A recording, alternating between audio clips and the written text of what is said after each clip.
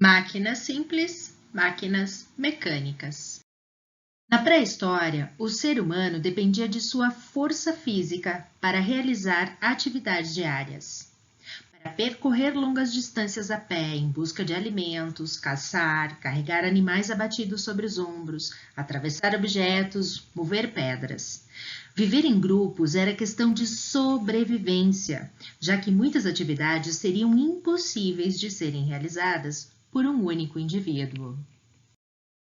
Sua capacidade de observar, experimentar e criar foi se desenvolvendo e aprimorando ao longo das gerações e deram origem às primeiras máquinas simples, instrumentos de madeira, pedra lascada e ossos.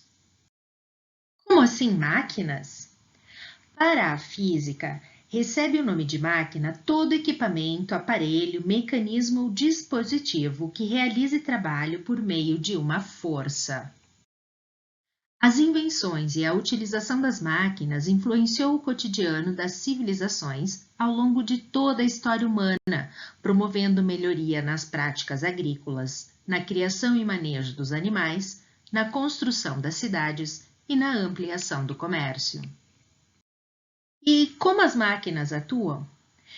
Elas transmitem uma força aplicada em um ponto do espaço para outro, amplificando ou modificando a ação dessa força, isto é, transformando energia.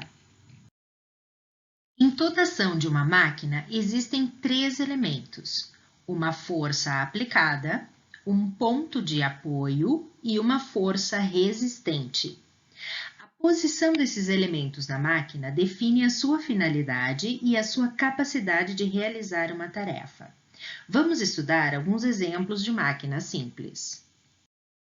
Iniciando pela alavanca. A alavanca consiste em uma barra rígida que pode girar em torno de um ponto de apoio. O filósofo grego Arquimedes disse: "Dê-me um ponto de apoio e eu moverei a terra." Isso porque, com alavancas, pode-se mover um objeto muito pesado, fazendo menos força do que seria a equivalente ao peso do objeto. Sua lei da alavanca estabelece uma relação entre a intensidade das forças potente e resistente e a distância delas até o ponto de apoio. Em linguagem matemática, a lei da alavanca é expressa por força resistente multiplicada pela sua distância do ponto de apoio é igual a força aplicada multiplicada pela sua distância do ponto de apoio. Segundo essa equação, a força potente de pequena quantidade pode equilibrar uma força resistente muito mais intensa se a força potente estiver muito mais afastada do ponto do que a força resistente. Observe o exemplo a seguir.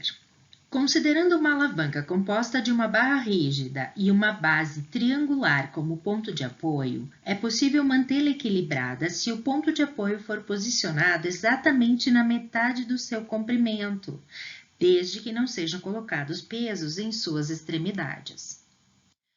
Quando 4 blocos idênticos são colocados na alavanca, sendo 3 na extremidade da esquerda e 1 na extremidade da direita, a alavanca deixará a posição de equilíbrio e penderá para a esquerda, onde se encontra o conjunto de maior peso, conforme mostra a ilustração. Isso acontece porque a força de resistência é maior do que a força aplicada, apesar das distâncias serem as mesmas. Por isso, pende para a esquerda. Entretanto, ao mudar a posição do ponto de apoio, deslocando-se para a esquerda, ou seja, para mais próximo ao conjunto de maior peso, a alavanca penderá para a direita, elevando o conjunto de maior peso. Isso acontece porque a força de resistência continua sendo maior do que a aplicada, mas agora a distância entre o ponto de apoio e a força de resistência é muito menor do que aquela distância entre a força aplicada e o ponto de apoio, e por isso a barra pende para a direita.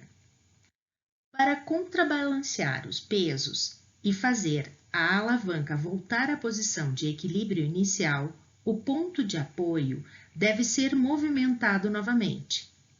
Como o peso colocado à esquerda é igual a 3 vezes o peso da direita, para estabelecer o equilíbrio, a distância entre o ponto de apoio e o ponto da direita deverá ser igual a 3 vezes a distância entre ele e o peso da esquerda. Desta forma, se iguala à equação da lei das alavancas de Arquimedes. Faça o seu teste utilizando uma régua rígida como barra e uma borracha como ponto de apoio. Sugeri moedas, mas você pode testar outros objetos que desejar. Mãos à obra! Existem 3 tipos de alavanca, classificadas de acordo com as posições relativas entre as forças de resistência e de ação e o ponto de apoio. A alavanca interfixa é aquela em que o ponto de apoio fica entre a força resistente e a força potente, como no caso de uma balança ou as gangorras que acabamos de estudar. Outros exemplos: o pé de cabra e o martelo ao arrancar um prego, uma alicate ou tesoura, uma retroescavadeira. Nossos músculos e articulações, ao interagir com os nossos ossos, atuam como alavancas. Um exemplo de alavanca interfixa humana é a atuação dos músculos tríceps durante a extensão do cotovelo. A alavanca interresistente é aquela em que a força resistente é que fica entre o ponto de apoio e a força potente, como no caso do carrinho de mão.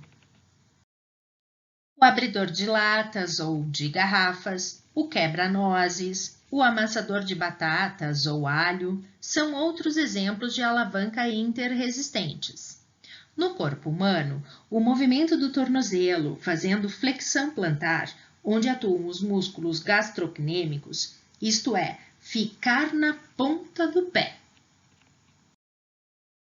Alavanca interpotente é aquela em que a força potente é que vai ficar entre o ponto de apoio e a força resistente, como no caso da pinça.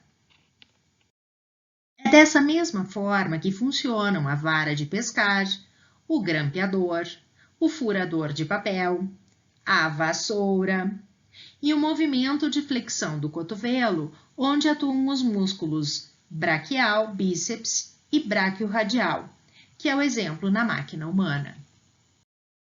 O uso de alavanca reduz trabalho? Sim ou não? Vamos pensar. Vimos que trabalho é a energia transferida de um corpo para outro durante a aplicação de uma força que desloca um objeto, expresso matematicamente como trabalho igual a força vezes a variação do deslocamento. Estudamos que neste tipo de gangorra, a força potente é menor que a força resistente, de acordo com o princípio da alavanca. Já a distância percorrida pela extremidade pressionada da alavanca P é maior do que a distância de deslocamento da caixa ao ser levantada, A. Assim, o trabalho realizado com a alavanca é igual ao trabalho realizado sem a alavanca. Portanto, a resposta correta é não. O uso de alavanca reduz trabalho? Sim ou não? Vamos pensar. Vimos que trabalho é a energia transferida de um corpo para outro durante a aplicação de uma força que desloca um objeto, expresso matematicamente como trabalho igual a força vezes a variação do deslocamento. Estudamos que nesta gangorra a força potente é menor do que a força resistente. Isso porque a distância percorrida pela extremidade pressionada da alavanca, B, é maior que a distância de deslocamento da caixa ao ser levantada, A, de acordo com o princípio da alavanca. Assim, o trabalho realizado por um braço é igual ao trabalho realizado pelo outro braço da alavanca. Portanto, a resposta correta é não. Até a próxima!